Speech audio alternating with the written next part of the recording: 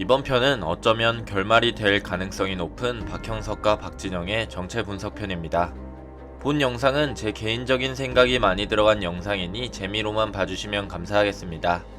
현재 뜬금없이 박형석의 아버지로 나타난 인물은 바로 박상철. 하지만 이 인물과 박진영에 대한 의문점은 여러 떡밥들이 있는데요. 명절편에서 마침내 형석의 아버지는 박진영이 아닌 박상철이라는 인물이 나타나게 됐고, 사진 속에는 형석이 알고 있는 박진영과 같이 어깨동무를 하며 친한 모습으로 사진이 있었습니다. 그런 사진을 본 형석은 아버지의 얼굴이 어렴풋이 기억이 난다며 본인은 박상철이라는 얼굴을 가진 사람과 살아본 기억은 있어도 박진영은 처음 본다라는 말을 하게 됐죠.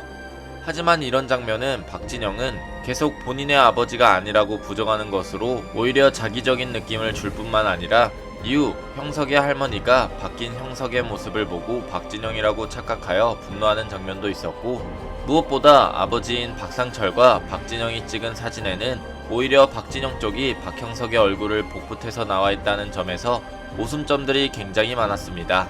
어쩌면 이러한 사실로 인해서 박형석의 친아버지는 박진영이고 박상철은 단순히 형석을 길러준 양아버지일 가능성이 있을 수도 있는 것이죠. 혹은 박형석의 어머니는 박선희, 즉 똑같은 박씨인데다가 진영이라고 친근하게 부르는 것을 봤을 때 박진영은 형석과 어떻게든 혈연인 가능성이 매우 높습니다.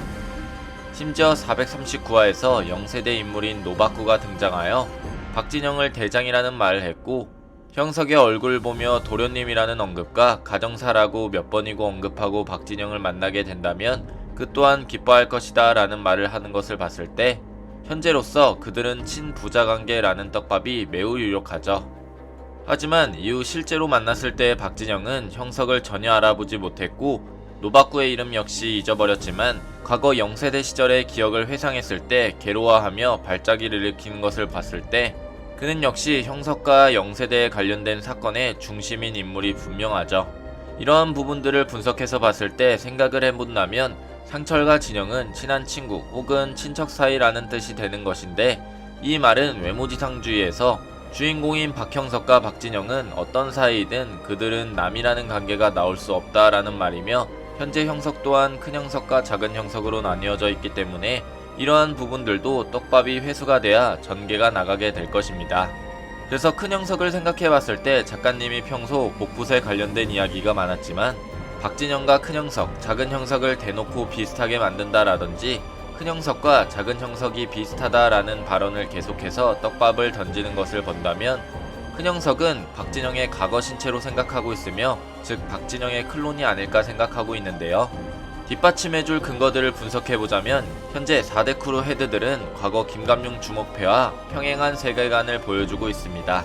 왕의 길, 즉 야망을 가진 인물인 서성은은 엘리트, 전설의 주목 김감룡은 김기명, 카피를 가진 박진영은 성유한, 야성의 힘을 가진 이도규와 장현, 이런 식으로 인물들의 평행 세계관을 비춰졌으며, 이 인원들 중 특히 최동수와 평행되는 서성은은 성유한이 크루 헤드들 중 카피라는 사기적인 능력 때문에 가장 강하다라고 평가를 하는 것을 봤을 때 과거 김감룡 주목패에서 가장 강한 인물은 김감룡이겠지만 싸움의 경험이 많을수록 김감룡보다 박진영이 더 잠재력이 있다고 생각한 엘리트는 실종된 박진영의 DNA를 이용해서 자신에게 복종하는 클론으로 만들어 김감룡이 없어진 0세대와 1세대를 통합하려고 했지만 같은 핏줄만이 박진영의 클론을 이용할 수 있기 때문에 사용을 못해서 버리거나 보관을 해놓은 게 지금의 큰 형석이 아닐까 싶습니다.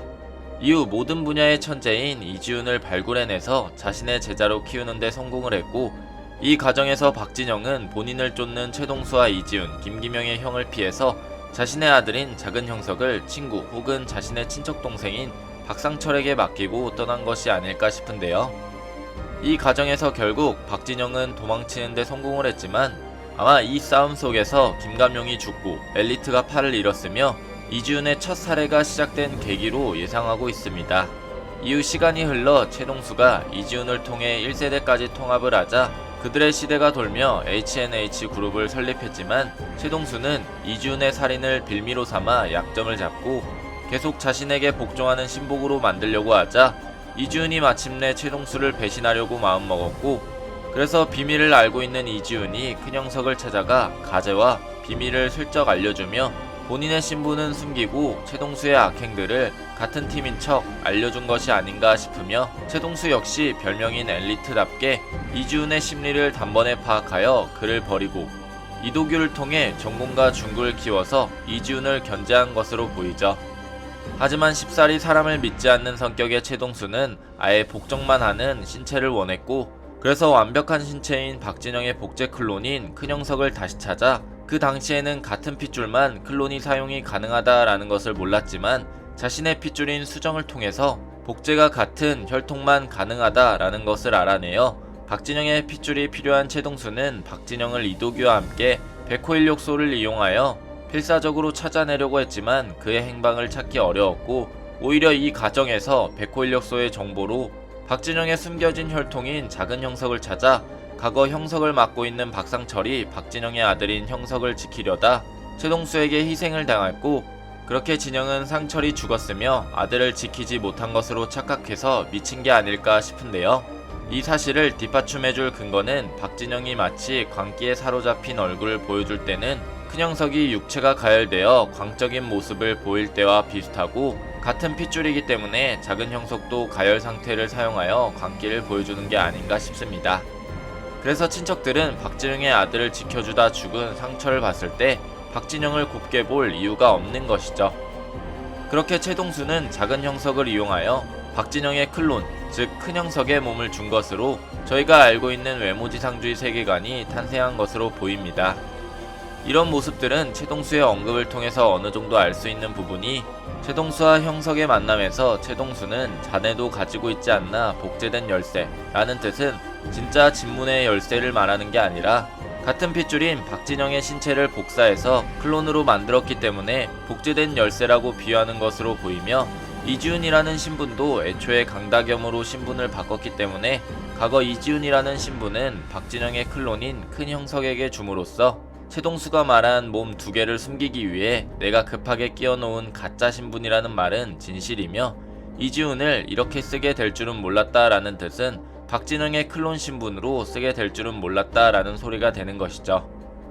거기에 아직 큰형석의 실력이 과거 박진영의 전성기만큼 뛰어나지 않기 때문에 시간을 줘서 성장하게끔 말하는 부분이 작은 형석이 큰형석의 정체가 대체 뭐냐고 물었던 부분인데, 이때 최동수는 강다겸, 즉 과거의 이지훈을 뛰어넘으라는 말을 했었습니다. 그 말의 뜻은 큰형석의 몸으로 이지훈 정도의 전투력을 이기게 됐을 때 최동수는 형석의 몸을 가져가거나 절대 복종을 하는 인물로 만들려는 속셈인 것이죠. 자, 오늘은 제 개인적인 생각이 많이 들어간 영상이니 재미로만 봐주시면 감사하겠습니다. 여러분들이 생각하는 큰형석과 박진영의 정체는 무엇인가요?